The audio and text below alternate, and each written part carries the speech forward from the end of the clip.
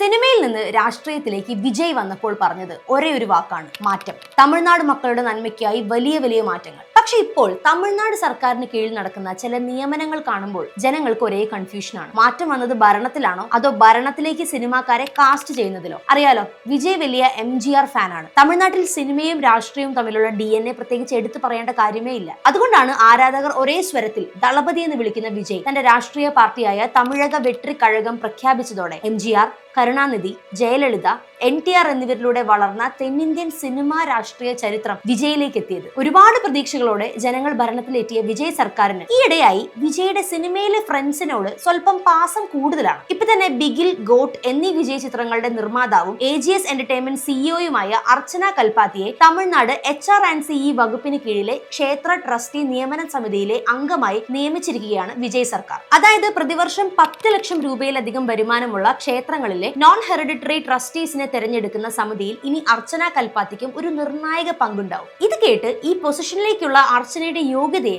ഒരുപാട് പേർ ചോദ്യം ചെയ്യുന്നുണ്ട്. എന്നാൽ ഇവിടെ ചോദ്യം അർച്ചന കൽപാത്തിക്ക് കഴിവുണ്ടോ ഇല്ലയോ എന്നതല്ല. തമിഴ്നാട് മുഴുവനുള്ള കോടിക്കണക്കിന് രൂപയുടെ ക്ഷേത്ര സ്വത്തുക്കളെ കുറിച്ചുള്ള ഭരണപരമായ തീരുമാനങ്ങൾ എടുക്കുന്ന ഒരു സർക്കാർ സംവിധാനത്തിലേക്ക് ഒരു സിനിമാ നിർമ്മാതാവിനെ തന്നെ തെരഞ്ഞെടുക്കാനുള്ള മാനദണ്ഡം എന്താണെന്നതാണ്. ഇത് വിജയ് സർക്കാർ വ്യക്തമാക്കേണ്ടതല്ലേ? കാരണം വിജയ്ക്കൊപ്പം സിനിമ ചെയ്തിട്ടുണ്ട് എന്നത് ഒരു സർക്കാർ പദവിക്കുള്ള യോഗ്യതയാണെങ്കിൽ തമിഴ്നാട്ടിലെ സർക്കാർ നിയമനങ്ങളുടെ ക്രൈറ്റീരിയയിൽ എക്സ്പീരിയൻസ് ഇൻ സിനിമ ഫീൽഡ് എന്ന ക്വാളിഫിക്കേഷൻ കോളം കൂടെ ചേർക്കേണ്ടി വരുമല്ലോ. ഇത് ഒറ്റപ്പെട്ട സംഭവം മാത്രമാണോ എന്ന ചോദ്യത്തിലാണ് കഥ കുറച്ചും കൂടെ ഇൻട്രസ്റ്റിംഗ് ആകുന്നത്. ഈ വർഷം ജൂൺ 23-ന് വിജയ് നായകനായ ജനനായകൻ നിർമ്മിച്ച KVN പ്രൊഡക്ഷൻസിന്റെ K വെങ്കടനാരായണനെ തമിഴ്നാട് സർക്കാരിന്റെ ന്യൂഡൽഹി പ്രതിനിധിയായി നിയമിച്ചിരുന്നു. അതായത് ക്യാബിനറ്റ് റാങ്ക് സ്റ്റാറ്റസ് ഉള്ള കേന്ദ്ര സർക്കാരുമായി തമിഴ്നാടിന്റെ ആവശ്യങ്ങൾ കൈകാര്യം ചെയ്യേണ്ട ഒരു ഇമ്പോർട്ടന്റ് ആയ പൊസിഷനാണത്. കേന്ദ്ര മന്ത്രാലയങ്ങളുമായും ഉദ്യോഗസ്ഥരുമായും കോർഡിനേഷൻ നടത്തേണ്ട ഒരാൾ, സംസ്ഥാനത്തിന്റെ പ്രധാന ആവശ്യങ്ങൾ, പദ്ധതികൾ, ഫണ്ടുകൾ, അനുമതികൾ തുടങ്ങിയ വിഷയങ്ങളിൽ സർക്കാരിന്റെ പ്രതിനിധിയായി ഇടപെടേണ്ട ഒരാൾ.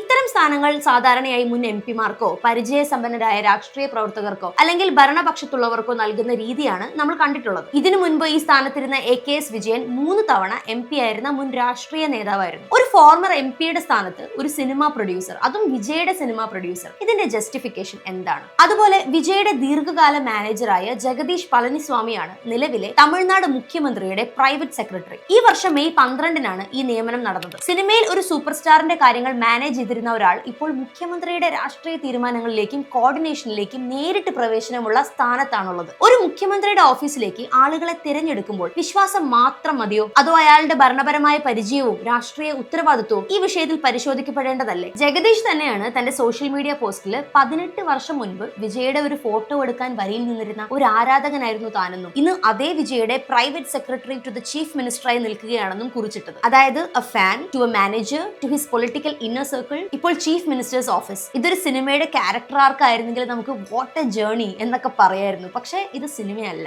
ഇനി വിജയുടെ തന്നെ ബെൽറ്റിലെ ക്യാമറയ്ക്ക് പിന്നിൽ നിന്നിരുന്ന ഒരാളുണ്ട്. വിജയുടെ നൻപൻ, ബീസ്റ്റ്, ലിയോ തുടങ്ങിയ സിനിമകളുടെ സിനിമറ്റോഗ്രാഫർ മനോജ് പരമഹംസ. അദ്ദേഹം ഇപ്പോൾ തമിഴ്നാട് സർക്കാരിന്റെ MGR ഫിലിം ആൻഡ് ടെലിവിഷൻ ഇൻസ്റ്റിറ്റ്യൂട്ടിന്റെ തലപ്പത്താണുള്ളത്. അദ്ദേഹം ഒരുപാട് നല്ല സിനിമകളിൽ ക്വാളിറ്റി സിനിമറ്റോഗ്രഫി കൊണ്ടുവന്നിട്ടുണ്ട്. അതുകൊണ്ട് തന്നെ ഈ ഒരു നിയമനത്തെ കുറിച്ച് അധികം ചോദ്യങ്ങളൊന്നും ഉണ്ടായില്ല. ബട്ട് സ്റ്റിൽ വിജയുടെ സിനിമാ ടീമിൽ നിന്നുള്ളവർക്ക് തന്നെ ഇത്രയും അവസരങ്ങൾ ഉണ്ടാകുന്നത് എങ്ങനെ എന്നത് വളരെ പ്രധാനപ്പെട്ട ഒരു ക്വസ്റ്റ്യൻ ആണ്. മനോജിന് അക്കാഡമിക് അഡ്മിനിസ്ട്രേഷനിൽ കാര്യമായ മുൻപരിചയമില്ല. ക്യാമറ എങ്ങനെ കൈകാര്യം ചെയ്യണമെന്ന് അറിയാം. പക്ഷേ ഒരു വിദ്യാഭ്യാസ സ്ഥാപനം എങ്ങനെ കൈകാര്യം ചെയ്യണം എന്നുള്ളതിലുള്ള പരിചയം എവിടെയാണുള്ളത്? അതുപോലെ തന്നെ TVKയ്ക്ക് വേണ്ടി എഗ്മോർ മണ്ഡലത്തിൽ നിന്ന് തെരഞ്ഞെടുക്കപ്പെട്ട MLAയും ഇന്നത്തെ തമിഴ്നാട് സർക്കാരിന്റെ വിദ്യാഭ്യാസ വകുപ്പ് കൈകാര്യം ചെയ്യുന്ന മന്ത്രിയുമായ രാജ്മോഹൻ അറുമുഖം അവിടുത്തെ അറിയപ്പെടുന്ന നടനും സ്റ്റാൻഡപ്പ് കമേഡിയനും സംവിധായകനും അവതാരകനുമായിരുന്നു. അദ്ദേഹം ജനവിധിയിലൂടെ തെരഞ്ഞെടുക്കപ്പെട്ട ഒരു രാഷ്ട്രീയക്കാരനായതുകൊണ്ട് തന്നെ നേരത്തെ പറഞ്ഞതുപോലെ വലിയ ചോദ്യങ്ങളോ ചർച്ചകളോ ഒന്നും ഉണ്ടായില്ല. പക്ഷെ അപ്പോഴും നെപ്പോട്ടിസം തന്നെയാണ് എന്ന പോയിന്റ് നമുക്ക് വിട്ടുകളയാനാവില്ല. സിനിമയിൽ നിന്ന് രാഷ്ട്രീയത്തിലേക്ക് വരുന്നത് ഒരു അന്താരാഷ്ട്ര പ്രശ്നമൊന്നുമല്ല. പക്ഷെ